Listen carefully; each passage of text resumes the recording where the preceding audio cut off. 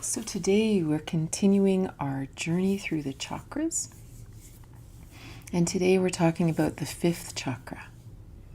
And for anyone who's new, we're looking at the chakras in a very different way. Historically, we would always look at it based on the dysfunction, which I think is just really because, we've lived in a very difficult space, very difficult time. So the fifth chakra, for example, we would often look at the dysfunction that happens here.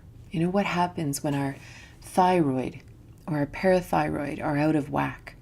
Why can't I express myself? Why can't I speak? Why can't I be heard?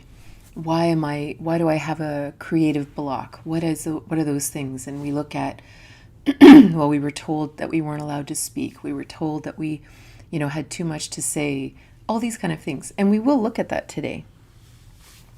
But sometimes what we've not focused on is the perfection that's in here right now. This is the idea that, and for lots of you who have already heard a lot of these talks, I'm just going to give a little bit of a foundation. To imagine that there's two worlds running concurrently. There's this beautiful world of light, of clarity, of purity, and not in some weird way, but of clearness and love and connection. And this is where our chakras actually live. That our chakras are actually perfect. That right now, your fifth chakra, your throat chakra, Vishuddhi chakra, is perfect. It is this beautiful spinning vortex of energy.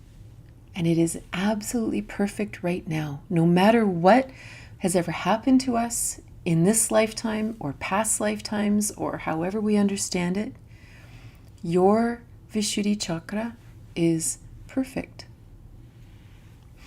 So here we come into this earth plane as these perfect energy beings. And for whatever reason, the earth plane is a little messed up. I don't know why. Lots of theories, but regardless, it's a little messed up. And so what happens is, because the world we're living in is not so clear, not so divinely connected and rooted and very confused and full of all kinds of cruelty and meanness and dysfunction and consumption and all these things, we have to create an interface in order to interact with it. As we all do. Like, this is a very natural thing. It's like imagining you get a new job and maybe you have to be really professional, but you're actually, kind of a free spirit. In order to do the job, if you want to do the job, you have to create an interface. I mean, this is how we've done it historically. Whether that's how we'll do it going forward or not, this is what we've had to do historically.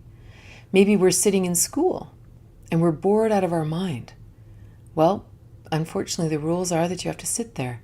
So we create an interface in order to create a face that allows us to not get in trouble, even though inside we're dreaming up all kinds of interesting stories about other things.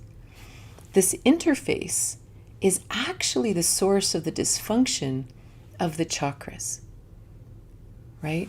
So between the interface of the outside world and this absolute perfection that lives within each of us, there will be rules and ideas that we've built up that say you're not allowed to speak. Don't be weird. Do things that keep the peace. What do you mean you hear voices in your head? What do you mean you have a message for me?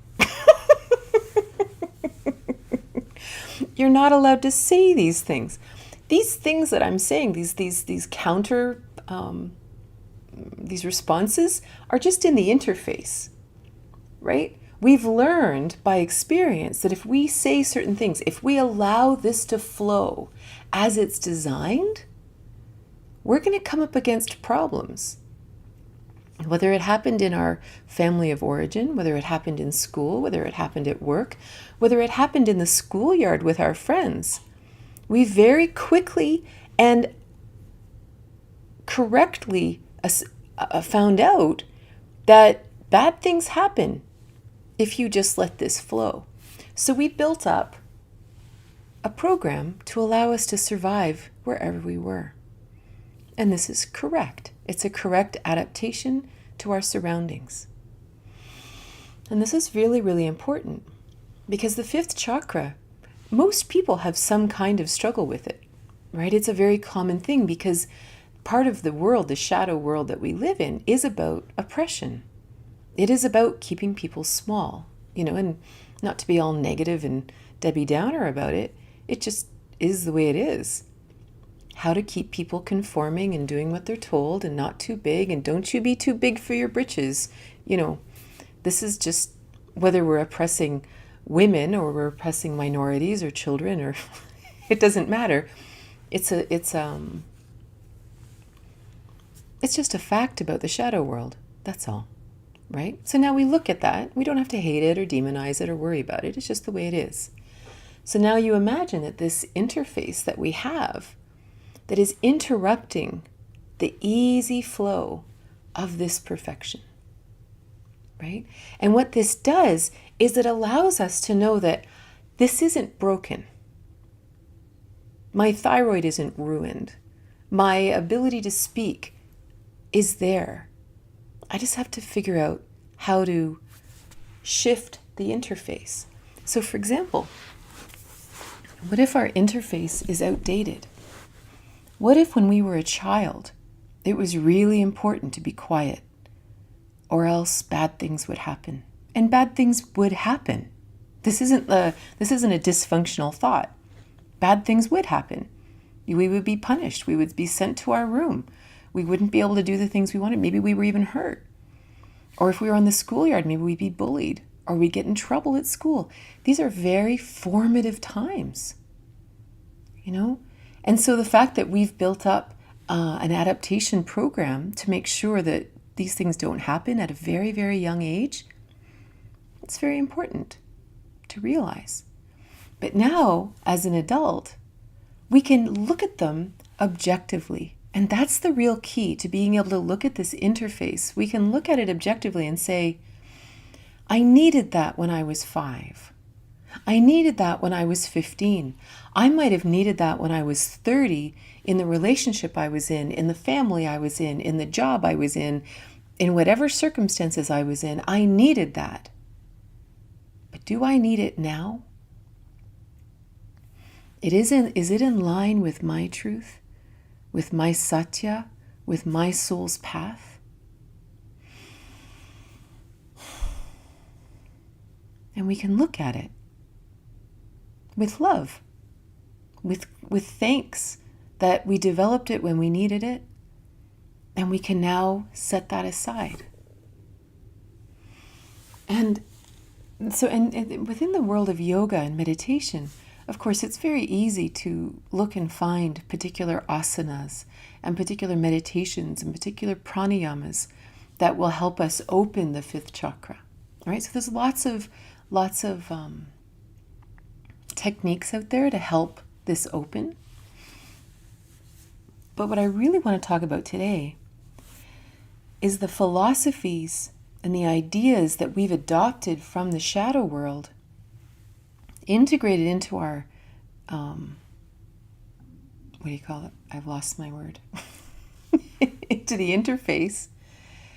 And that is actually what's stopping us, right? If we believe that we cannot speak, if we believe that the voices in our head are not something we're supposed to be listening to, then it doesn't matter how much yoga we do.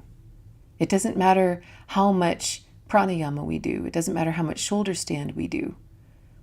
If we have a belief that we shouldn't be doing this, or we don't understand what's actually flowing from our mouths, from our hands, in art, in writing, and things like that, then we will hold it back.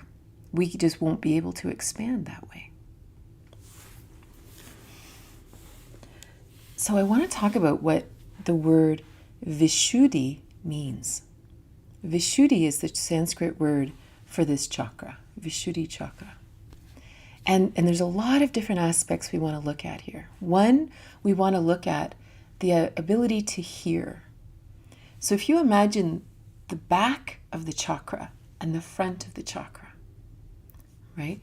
The back of the chakra, this is where we hear everything. And I know this sounds weird, right? You'd think it would be up here or something like that. This is different. This is sight. This is where we hear. So this is where we hear messages, maybe from God, from your highest self, the Holy Spirit.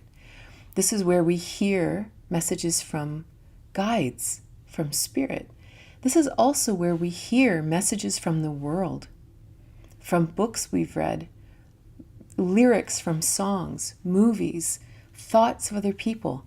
This is where we hear things. So we're receiving, we're listening. We're listening intuitively, we're listening with our ears, we're listening. And this is what's coming in the backside of the chakra. Now, if this is in absolute perfection, the next part is Vishuddhi actually means filter. Visha means impurity or poison. And Shuddhi means purify. So Vishuddhi is actually a filter for the world. So now imagine this. Now to understand too that all of our chakras are all one, right? They're all actually interposed on each other, right? So they're all actually like this. We are a oneness. We're just pulling them apart to look at them individually, as different aspects of a diamond. Now, if you have a strong third chakra, if you have a strong sense of self, and if you listen to our other talk about the third chakra is actually all about thoughts. And the thoughts are all about your soul's path, your purpose. Why were you put here? What is your journey all about? When we are clear about what our journey is all about, we will have belief systems, structures, ideas that further us on our journey. It's kind of like, imagine someone like Christopher Columbus, whose passion was to get on a ship and explore other lands. He would know about traveling the sea, right? He would know about voyaging. He would know about those things. This is the same as the third chakra. That we would have all the ideas and beliefs and understandings that I need, very specifically me, this incarnation, this soul needs to play out this interesting assignment. So when I have a strong third chakra, I am clear on my journey. This is what feeds our throat chakra. This is what feeds our Vishuddhi. This is what clarifies the filter. So that when things come in, and this can be anything. This can be ideas, it can be emotions, it can be thoughts, it can be messages from Spirit, it can be intuition from God, it can be lyrics from songs, it can be the thoughts of other people. Everything that we hear that comes in, when our Vishuddhi chakra is in its absolute glory, it effortlessly says, yes, that's for me. Down it goes. That's not for me. That's for me. That's not for me. And it's just filtering constantly. And it keeps our system clear. And not just of poison, energetically, physically, mentally, all those kind of things, but of things that are simply not for us. Extra, baggage, nonsense, distractions, red herrings, all the things that just have nothing to do with our path. So this is our beautiful Vishuddhi chakra acting in its absolute perfection, saying yes, no, yes, no, yes, no. So then what happens? Right? We just live in this total bliss state because the only thing running through our system are all the things we need for our journey. We take nothing else in. So then the front part of this is how we share what we hear, how we share our soul, how we share our journey. And that could be through speech. It could be through singing. It could be through writing. It could be through art. It could be through dance. It could be through acts of service. It could be anything. It's the expression of self. It could be building a house. When it's an expression of our soul's creativity. It's that little voice that says, turn left, and I turn left, right? It's the flow through. So you imagine how easy this is when it's just fully activated. I hear the voice, I sort it, yes, that's for me, and I take action. I do the thing, I say the words, I paint the painting, whatever that is. How blissful is that? Imagine just living in this lovely space, not having to wonder, am I saying something wrong? Is this going to hurt the other person? All those kind of things, because you're just simply expressing something that is from your soul, and it's on your journey. It's so easy. But of course, that's not necessarily how it's worked in the shadow world. So we're going to go there for a minute. So first of all, where does this go awry in our world? Right? Imagine we're young.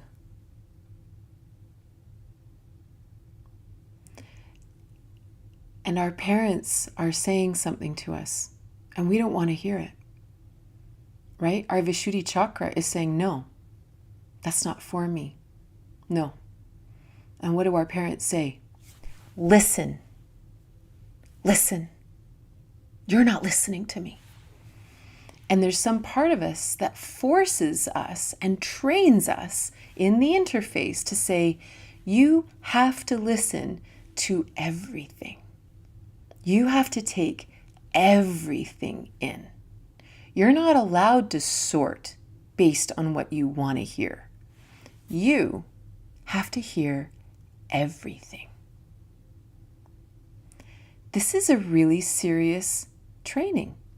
And I get it as a parent. I understand this desire to say, listen to me. I get it, right? But think of that. We have literally shut down our access to our own filter at a very, very young formative stage. Think of our education system. We sit there and we have to listen and take in every single thing. That's how you become an A student. You have to digest every single thing. No filtering allowed. Imagine. No filtering allowed. No accessing of your Vishuddhi chakra.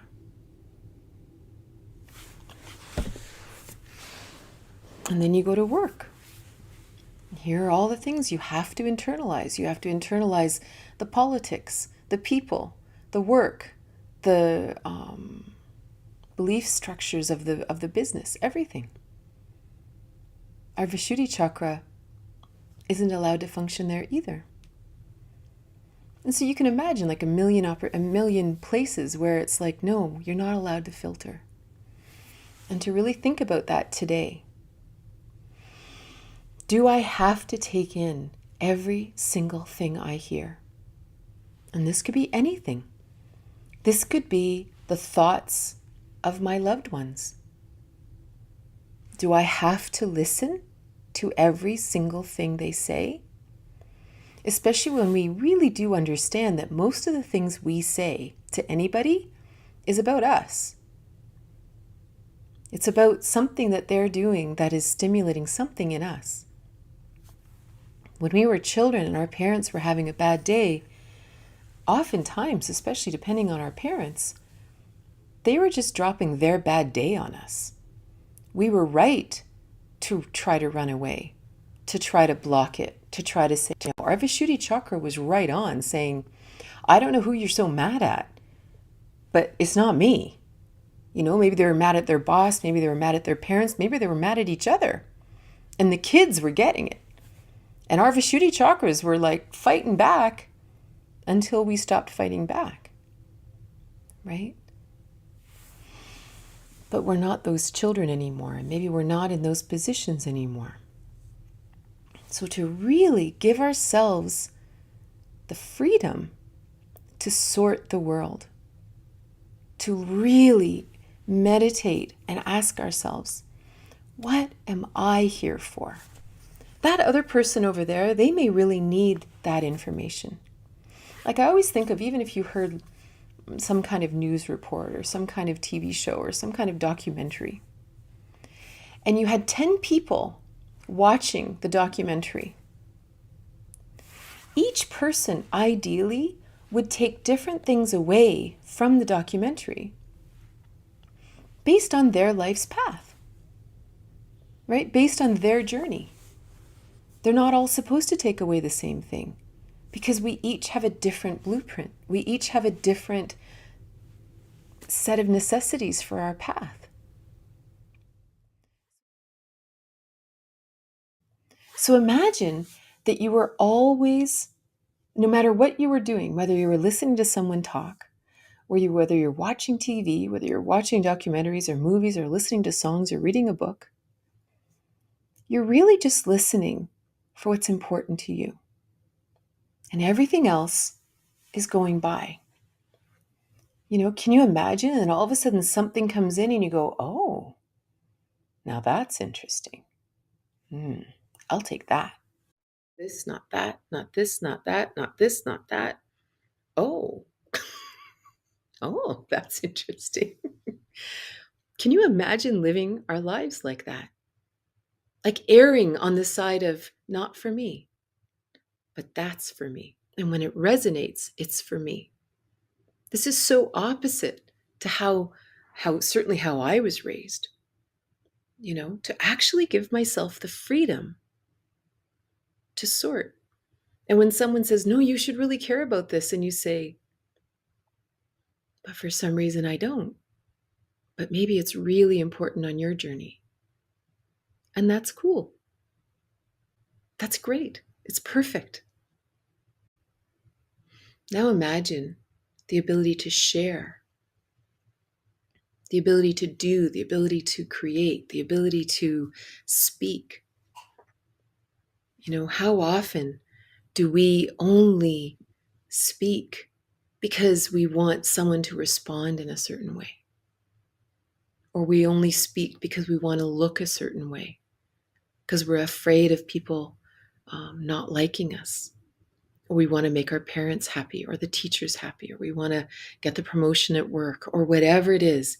So often, how we share, what we do, how we paint a picture physically or metaphorically, it's so edited because we're so conscious of how the other person's going to receive it. So even if information has come into us and we're able to share it, we then edit it further. You can feel the interface, right? Look, I can feel I can say this much, but it's going to hit this filter before it hits the world. And then something's going to trickle out, but not really us. So what happens? What happens when we always have this filter here? We actually, we just feel like we're never seen. Like no one really knows us. No one really knows who I am. And even I maybe don't even know who I am because I'm filtering this, or I'm unable to filter this, and then I'm filtering this. And our own words are our mantras. And if we repeat things that aren't exactly true, that also gets fed back into us until we don't even know who we are.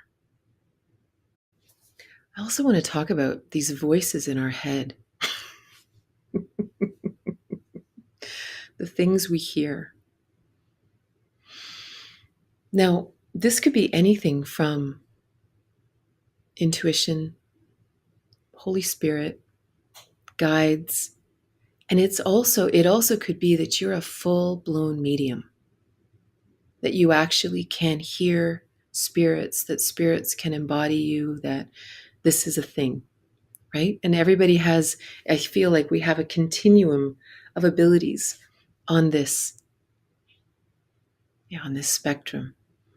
I have no such abilities, so I can only speak to this in theory. But one thing that is clear is that regardless of whether you're a full-blown medium, you sometimes hear messages, you hear guidance from your own guides, you listen to the Holy Spirit, you hear intuition, or you hear the voices of your parents in your mind. The key is to always have boundaries, to always be clear. And these boundaries are set by our third chakra, right? These boundaries are, is this on my path? And no matter where we believe the voice comes from, no matter where we sense it from, if it's taking us off our path, then we say no. This is a Vishuddhi chakra. No, yes, no, yes.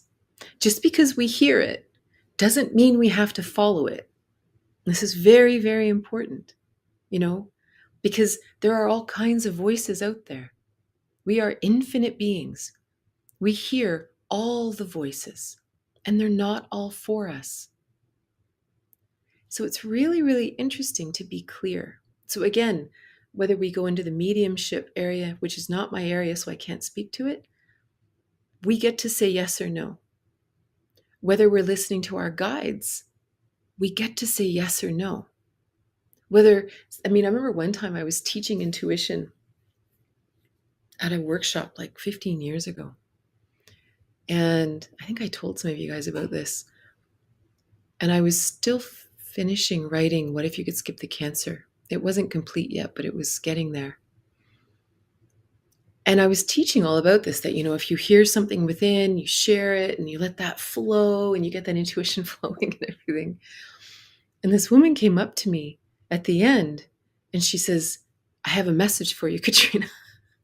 I said, oh, okay. And she said, I think you're going to get cancer again. And I just stared at her and I thought, what? And I went home and I really chewed about it, right? I really thought about it because I believe that things come across my path for purpose. And when I really prayed about it and meditated on it, it actually became one of the last chapters of my book, What If You Could Skip the Cancer? Because I realized that I actually wasn't afraid of getting cancer again. I was afraid that I would have to go into that journey of changing again, that I would have to go into that dark night of the soul, that maybe I was still lying to myself, that I was still blocking my truth, that I wasn't listening to my deepest truth, that I was still listening to these other voices, the voices of other people in society or whoever, and I still wasn't listening. So in the end, it turned out to be a really valuable thing that she shared that with me. And it's really, really important to always have discernment, right? A full-flowing Vishuddhi chakra doesn't just share everything. It's a filter. It really is. Is this on my path? Is this about me? Is this my journey? So that's just the messages. But now imagine what we hear beyond the psychic stuff. Oftentimes, we do hear voices in our heads. I've often talked about this book I once read. I think it was called Taming Your Gremlins or Taming Your Inner Gremlins. And it was all about how our brains were like this boardroom full of people. And they were like all the personalities of our life. The commandant that's always telling you that you're not good enough, and the kind of the Mother Teresa that's like, you are awesome, you're just perfect the way you are. And this one who's super emotional that just loves the drama, and this person over here that's, now come on, let's be reasonable.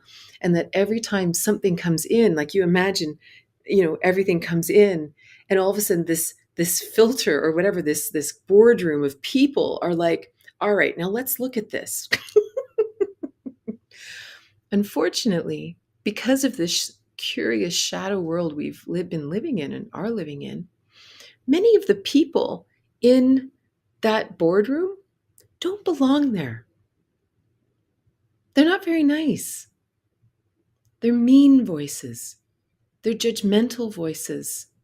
They're overly emotional voices. They're even voices that sometimes tell us that we're weak, that we're not smart enough to make our own choices, that who are you to filter what comes in and out of your life, right? So the voices in that boardroom, that's why they're called gremlins, often come from the shadow world. They're part of the interface. They are not our true Vishuddhi chakra. So it's very interesting, and it was a huge journey for me to really sit and listen to the voices, right? It was like I was unknowingly sorting out, using that Vishuddhi chakra to sort out the boardroom, to say, no, you don't belong here. You're part of the interface. You judgment guy, you can go. You over there that says that I'm not strong enough to do this, you can go. You over there that says that I'm not allowed to be connected to God and hear my own guidance, you're gone too. None of you guys are helping me on my path.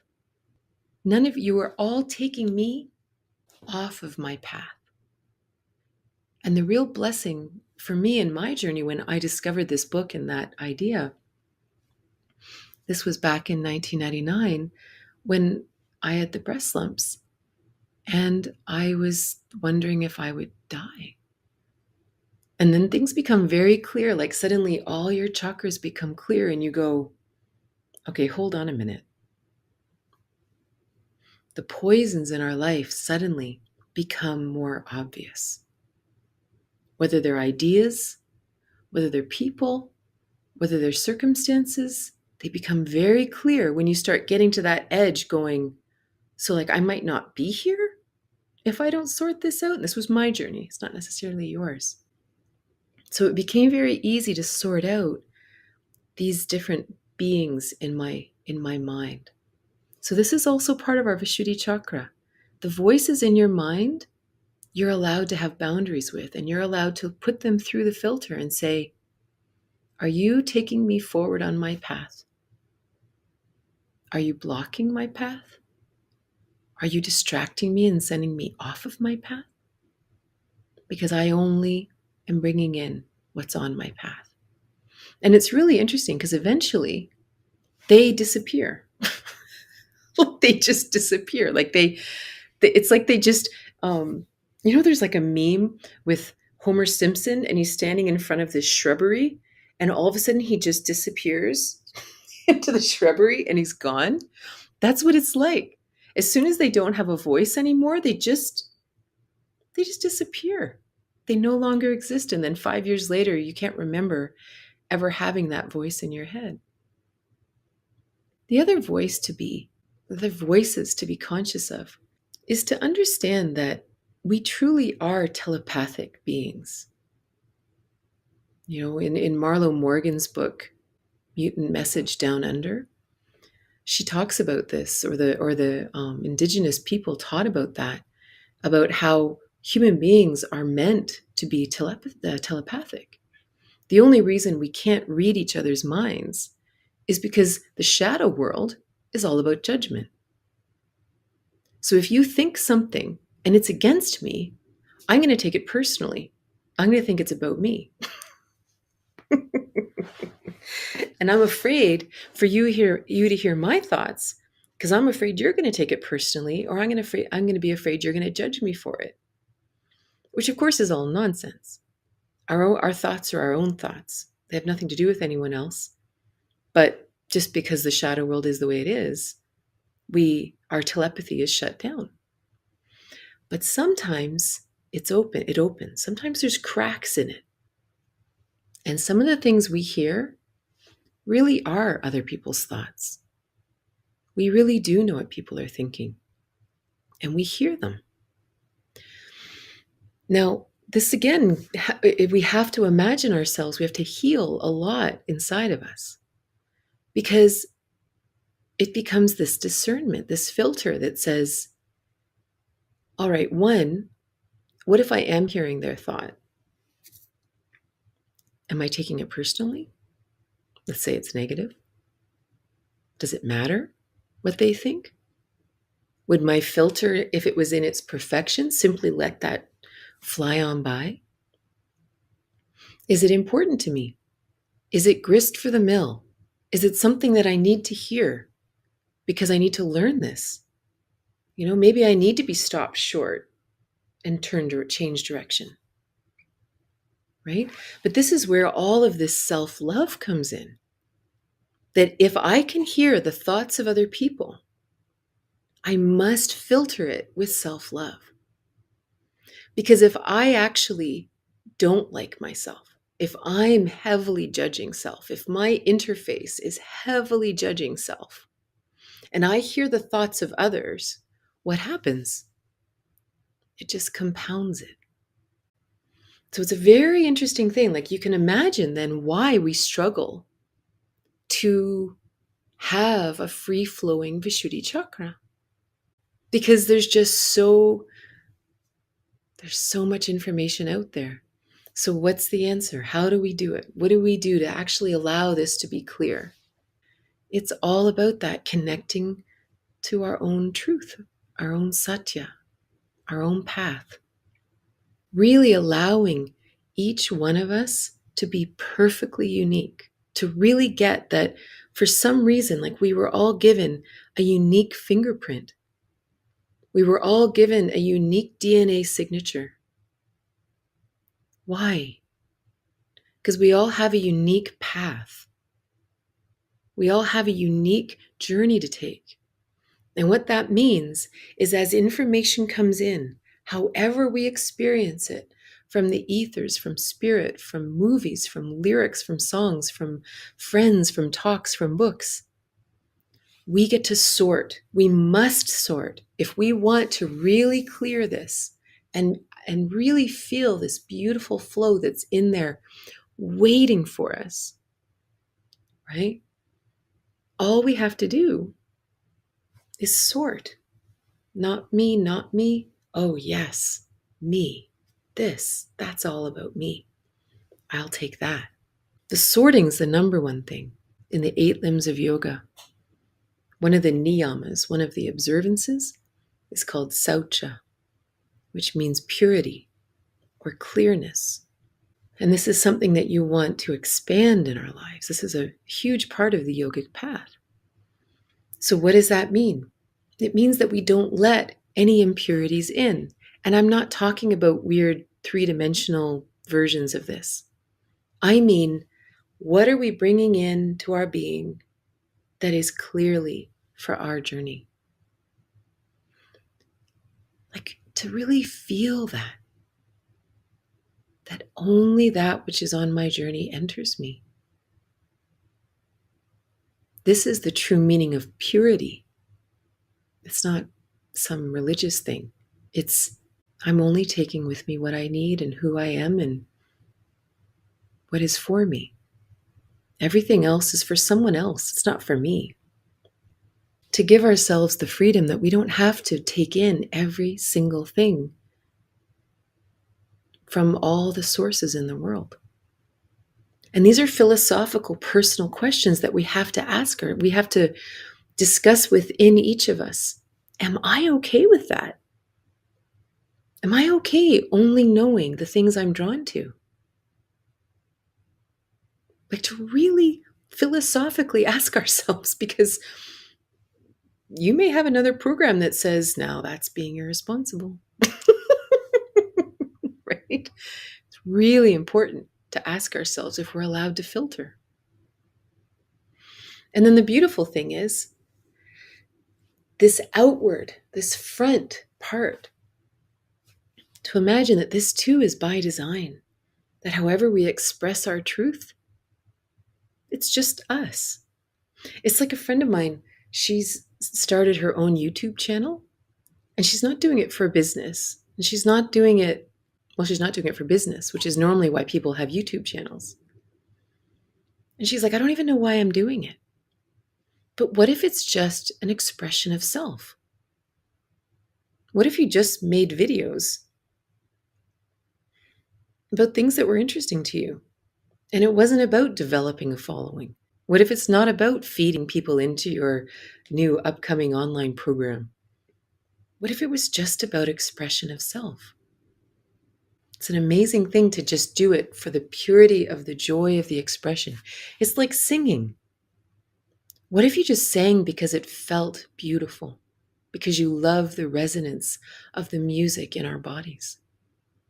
And it had nothing to do with what it sounded like, or to draw for the sake of drawing, to paint for the sake of painting, for the sheer joy of seeing a color and playing with it. The other interesting thing I want to add, and then we'll do some questions, is what's really interesting is this is often thought about the thyroid, right? Thyroid, especially parathyroid, jaw, teeth, all these kind of things too. But the thyroid physically is in charge of metabolism, growth, and development.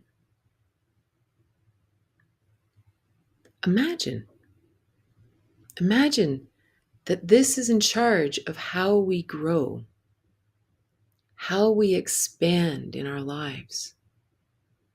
What are we bringing in to feed that growth?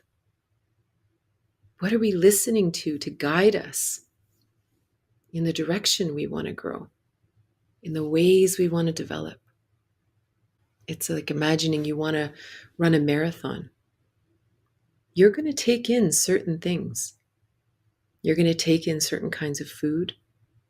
You're going to take in certain kinds of podcasts. You're going to talk to certain kinds of people about it because you're 100% focused on this aspect of your development.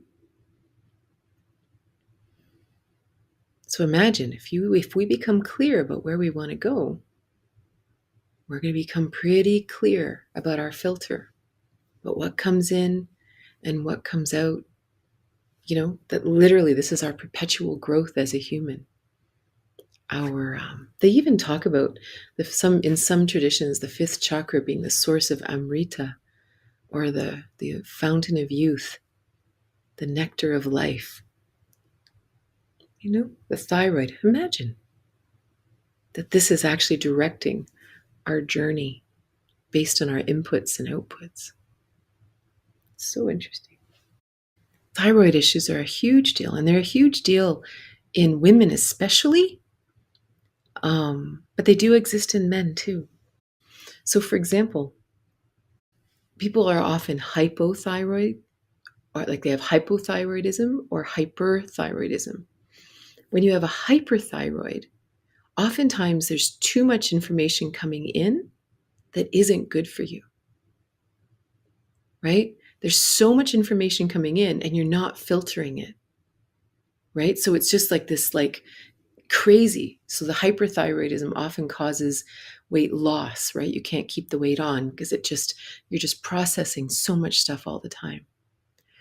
When we have a low thyroid, hypothyroidism, and I am not a doctor, so just take this with the grain of New Age salt, but I do genuinely believe it. A hypothyroid is when we've blocked it. We've shut it down. We are no longer listening to the guidance within. And so not only are we not listening to the guidance within, we're not sharing. So if we have a low thyroid, then we need to start listening. We need to start trusting. We need to start filtering and listening for what's on my path and sharing it. And if we have too much hyperthyroid, then we really need to start filtering and going, no, no, no, no, no, no, no. right? And just listening to the voices that are meant for us. And all this being said, I kind of poo-pooed, doing exercises or meditations or pranayamas. But the key is to first know that we're perfect inside and that there's something amuck with this interface. Maybe not sorting enough, shutting it down, not listening, too many voices, whatever it is, fear of others. If you go into your yoga practice with that understanding, then you can have a different experience. So, for example, let's say you sit quietly and you think to yourself, you know what, I'm going to do plow pose. Because plow pose, plow pose when you're on your back and your legs flip over, and you're on your shoulders. This is obviously very stimulating to the fifth chakra. So you imagine now you're in this asana. And while you're in the asana, you're breathing deeply and you're thinking about these things. You're thinking about filtering what comes in, what doesn't belong. You're thinking about expressing self. And you allow whatever it is to come up. Asanas are designed as treatments, but they have to be within the context of a healing philosophy. In the same way, you might do a meditation where you're humming, right? And this stimulates this chakra. But to do it and understand that because we're stimulating, and my intention is to clear whatever it is that is amuck, hypo, coming in, going out, whatever it is, I want to come back to perfection. Then we do the pranayama and and we do this humming and allow whatever to rise, allow memories to rise, allow awarenesses to rise around that idea, and keep doing it. Maybe do it for 11 minutes. And you do it, and all the discomfort that arises, this is moving the interface. Because this is one of the challenges with doing yoga and meditation or Kundalini yoga, which I teach. We get to this place because we don't understand why we're doing it. We don't understand that this is a purification process. We're doing this to clear the interface, and that means that we may come up against walls. We may come up against things that we don't want to feel, or fears, or memories, or things like that. So to do the yoga with that understanding that, my Vishuddhi chakra is meant to just flow, and I'm meant to just filter. All right, then I'm going to do whatever your practice is. It doesn't have to be Kundalini yoga or, buzzing pranayama or anything like that. But whatever you choose to do it with the understanding that if you come up against something, you've come up against the interface, and this was the intention. So keep breathing, keep humming. Maybe it's singing. Maybe singing is really therapeutic for you. Maybe it's in the shower and singing, and it brings up discomfort. And what if someone hears me? What if I don't sound good? But you allow that witness mind to witness this, saying, wow, there's a piece of the interface. Can I let it go? Or do I have to chew on it a bit more? We can use all of these wonderful techniques, but we have to use them within the context of understanding what's blocking. And then we can use any technique we find. We can go online and say, how do we open the fifth chakra, which basically means look at the interface. And whatever it is, do it with this mentality, right? Do it from that place of perfection, that you are perfect inside. You are not hypothyroidic. You are not that thing. You've developed it in the interface to adapt. So we're going to do this to heal the interface. That's awesome, right? Sometimes all we need to do is know it. And we go, and we start speaking and we filter and it becomes easy. So thank you so much for being here. And I will see you soon.